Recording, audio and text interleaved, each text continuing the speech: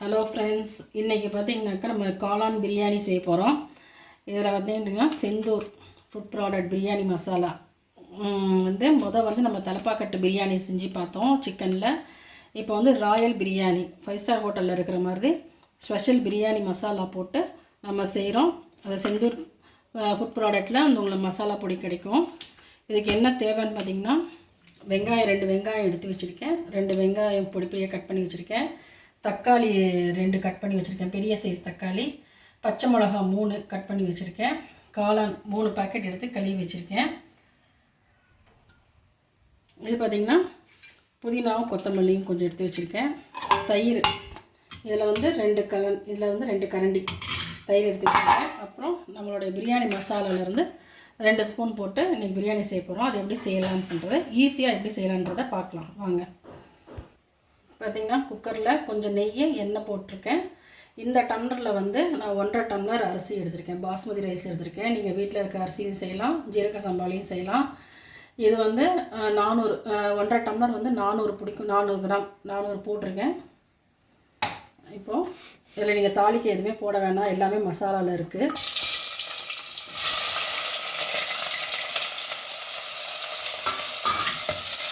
மஞ்சத்தூள், மிளகாத்தூள் எதுவுமே நீங்கள் போட தேவையில்லை. எல்லாமே நாங்கள் பிரியாணி மசாலாவை எல்லாமே போட்டு வச்சுருக்கோம். இதை வந்து நல்லா ப்ரௌன் கலர் ஆகிற வரைக்கும் நல்லா வறுத்துக்கலாம். பாருங்கள், வெங்காயம் வந்து இந்த அளவுக்கு நல்லா ப்ரௌன் ஆகிடுச்சு. வெங்காயம் கட் பண்ணுறப்பயே அரிசி வந்து நான் எடுத்து ஊற வச்சுட்டேன். தண்ணி அதே மாதிரி ஒரு டம்ளர், இந்த டம்ளர் அரிசிக்கு 1.5 டம்ளர் தண்ணி ஊற்றிருக்கேன். இப்போ வந்து புதினாவும் கொத்தமல்லி ஒரு கைப்பிடி இந்த அளவுக்கு போட்டுக்கலாம். ரெண்டையும்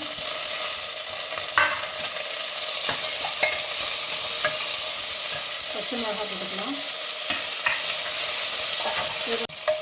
கொஞ்சம் ஒரு 2 நிமிஷம் வதங்கினதுக்கப்புறம் நம்ம தக்காளி, இஞ்சி பூண்டு ஃபஸ்ட்டு போட்டு அதுக்கப்புறம் நம்ம தக்காளி போட்டுக்கலாம்.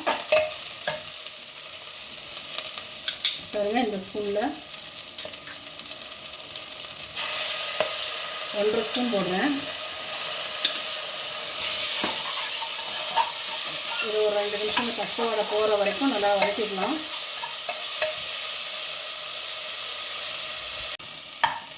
ஒரு 2 நிமிஷம் வதக்கியாச்சு. இப்போ தக்காளி போட்டுக்கலாம்.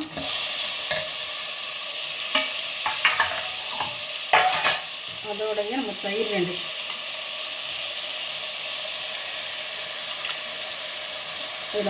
தயிர் போட்டுக்கலாம். பிரியாணி மசாலாவும் இப்போயே போட்டுக்கலாம்.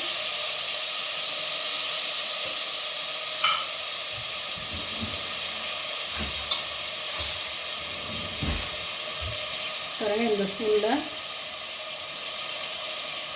1.5 ஸ்பூன் போடுறேன்.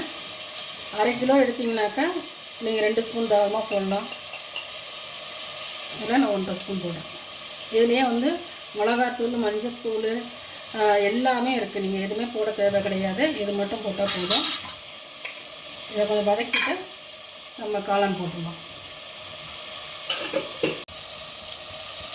நம்ம கட் பண்ணி வச்சுருந்த காளான் போட்டோம்னா அதில் தண்ணி விடும். நல்லா வதக்கிக்கோங்க. வதக்கிட்டு அதுக்கப்புறம் நம்ம அரிசி போட்டு 2 வதக்கிட்டு அதுக்கப்புறம் கொதிக்கிற தண்ணி வச்சுருக்கேன், அதை எடுத்து ஊற்றிக்கலாம். பாருங்க ஃப்ரெண்ட்ஸ், தண்ணி வந்து அதுவே வரணும். இவ்வளோ இன்னும் 1 டம்ளர் தண்ணி இருக்குது வதக்க. அதனால் நம்ம வந்து 1 டம்ளர் தண்ணியை கம்மி பண்ணிக்கலாம். இப்போ வந்து வடிகட்டி வச்சுருக்கேன். இந்த அரிசியை போட்டு 2 நிமிஷம் வதக்கிக்கலாம். உங்களுக்கு அப்போ சாதம் வந்து ஒன்றோட ஒன்று விட்டாமல் நல்லா உதிரியாக வரும்.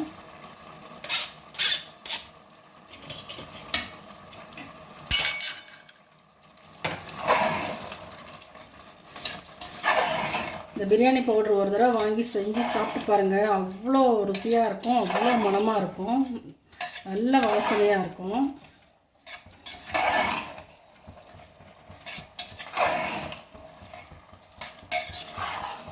நீங்கள் ஒரு 5 ஸ்டார் ஹோட்டலில் சாப்பிட்ட அந்த ஃபீல் இருக்கும் உங்களுக்கு.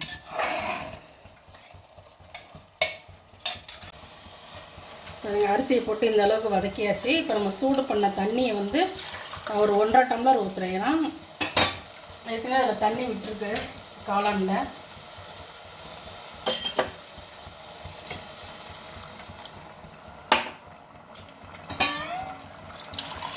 இதில் வந்து நீங்கள் இன்னும் கொஞ்சம் நல்லா ரிச்சாக வேணும் அப்படின்னாக்கா கொஞ்சம் முந்திரி பருப்பு நெய்யில் வறுத்து நீங்கள் போட்டிங்கன்னா இன்னும் கொஞ்சம் நல்லாயிருக்கும். டேஸ்ட் வந்து நல்லா இருக்கும்.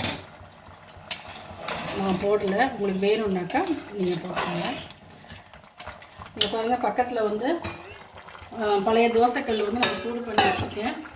இது ஒரு 2 நிமிஷம் இதாகணுன்னு நம்ம எடுத்து அப்படியே தம் போட்டு அதை வச்சுக்கலாம்.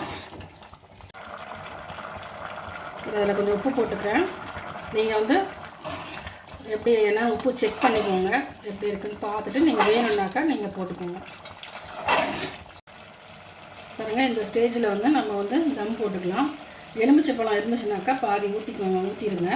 என்கிட்ட இல்லை, அதனால் நான் ஊற்றலை. இது வேணுன்னா எலுமிச்சைப்பழம் வந்து ஊற்றிட்டு கிளறி விட்டுட்டு தம் போட்டுருங்க. உப்பு காரம் செக் பண்ணி, காரம் கரெக்டாக இருக்கும், உப்பு மட்டும் நீங்கள் செக் பண்ணிக்கோங்க. இங்கே வந்து தோசைக்கல் வச்சுருக்கேன். இதில் வந்து ஒரு 10 நிமிஷம் வச்சுருங்க. அதுக்கப்புறம் ஆஃப் பண்ணிவிட்டு ஒரு 1/4 மணி நேரம் கழித்து ஓப்பன் பண்ணிக்கலாம்.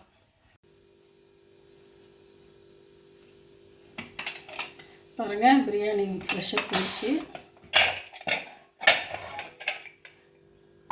எப்படி இருக்குன்னு பார்க்கலாம்.